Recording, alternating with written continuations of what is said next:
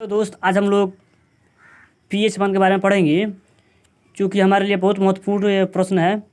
क्योंकि हर एक बार board exam में या ऐसे कोई भी एग्ज़ाम होता है उसमें या पीएच मान पूछ देता है। ठीक है, तो मेरे प्रिय दोस्त इस चैनल पर बने रहिए। अगर आप लोग अच्छा लगे तो कमेंट, सब्सक्राइब और शेयर ज़रूर कीजिए।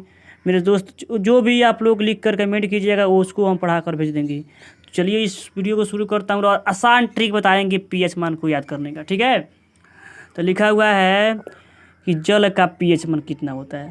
तो देखिए सबसे आसान ट्रिक है, जल का पीएच मान कितना होता है।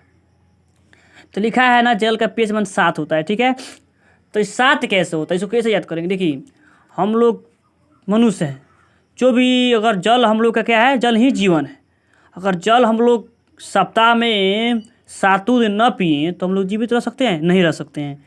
तो इतने याद रखना है कि हम लोग सप्ताह में 7 दिन जल पीते हैं, तो हम लोग इसलिए जल का पीएच मान 7 रखा गया। ओके, मतलब कि जल हम लोग 7 दिन पीते हैं सप्ताह में 7 दिन, इसलिए इसका मान 7 रखा गया। आपको आ रहा है दूध का पीएच मान कितना होता है।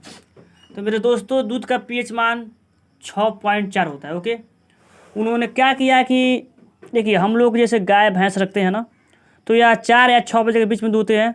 6 बजे, अगर सुबह में 6 बजे दूध रहे हैं तो शाम में 4 बजे दूध आएगा।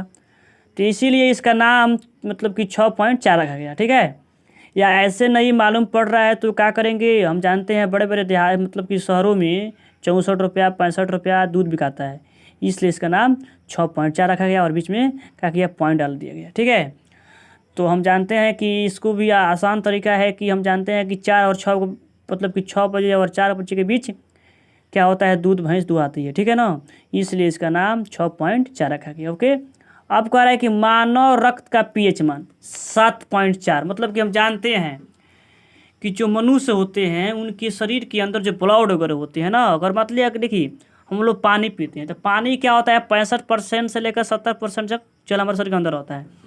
तो वही है कि जैसे जल है, जल का पीएच मान कितना बताया, 7। तो इसका भी 7 होगा, लेकिन उन्होंने क्या किया, जब ब्लड बना दिया तो उसमें क्या किया है, 4 रख दिया। मतलब कि मानव रक्त का पीएच मान 7 होता है। जल का जितना पीएच मान रहेगा उतना 7 लिख देंगे और पॉइंट में 4, मतलब कि कम से कम 4 बार ब्लडिंग स्प्रिंग होता है, उसको हम लोग चेक कराते हैं, इसलिए 7.4 इसका मानव रक्त का पीएच मान रखा गया। इतना ही आसान है कि 7 है तो 7 लिख देंगे। और साल में हम लोग क्या करते हैं, इसको 4 बार ब्लड को हम लोग चेकिंग कराते हैं, इसलिए क्या हो जाता है, हमारा ब्लड क्या है, 7.4 होता है। ठीक है, कह रहा है उदासीन घोल का पीएच मान, तो सब कोई जानता है उदासीन घोल का पीएच मान 7 होता है। मतलब कि जो उदासीन घोल का पीएच मान होता है, जो जल में विलय हो जाते हैं, मतलब कि इसलिए उन्होंने 7 रखा। ओके, ठीक है, 7 रखा। ओके, यानी उदासीन घोल का पीएच मान 7 रखा। ठीक है, अब दे रहा है कि जिसे मानते हैं बताए हैं कि उदासीन घोल का पीएच मान 7 होता है। ठीक है, शराब का पीएच मान कह रहा है, शराब का पीएच मान 2.8 होता है। ये क्यों होता है, शराब का जो पीएच मान होता है 2.8 होता है, क्यों होता है। तो हम जानते हैं कि 2 को ट्रिक बताएंगे इसके आधार पर, इसको कि 2 पॉइंट मतलब कि 8 क्यों होता है। हम जानते हैं कि जो आदमी अगर मैंने जो मनुष्य होते हैं दिन भर में 2 पाउच पी लेते हैं, अगर मानते हैं वो देखेंगे 4 तो दिखाई देगा 8, मतलब कि वो अगर ऐसे नहीं होता है। तो एक और ट्रिक है, मनुष्य जो होते हैं, कोई कोई मनुष्य ऐसा होते हैं कि वे महीने में 28 दिन क्या करते हैं, शराब पीते हैं। मतलब कि महीना 30 दिन का होता है, लेकिन 2 दिन जो बावे जाता है, लेकिन 28 दिन में 30 दिन में 28 दिन क्या करते हैं, वह शराब पी लेते हैं।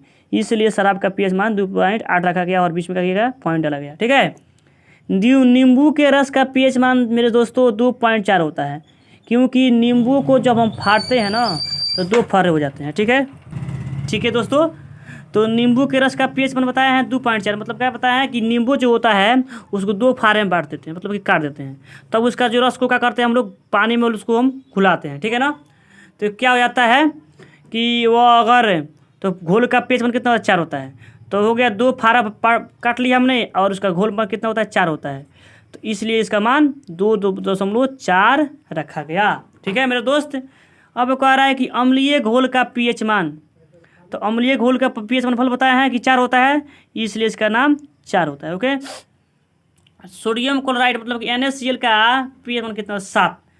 हम जानते हैं कि जो सोडियम क्लोराइड होते हैं, एक अम्लीय होते हैं, इसका पीएच मान कितना होता है? 7 होता है। ठीक है, समझ में आ गया।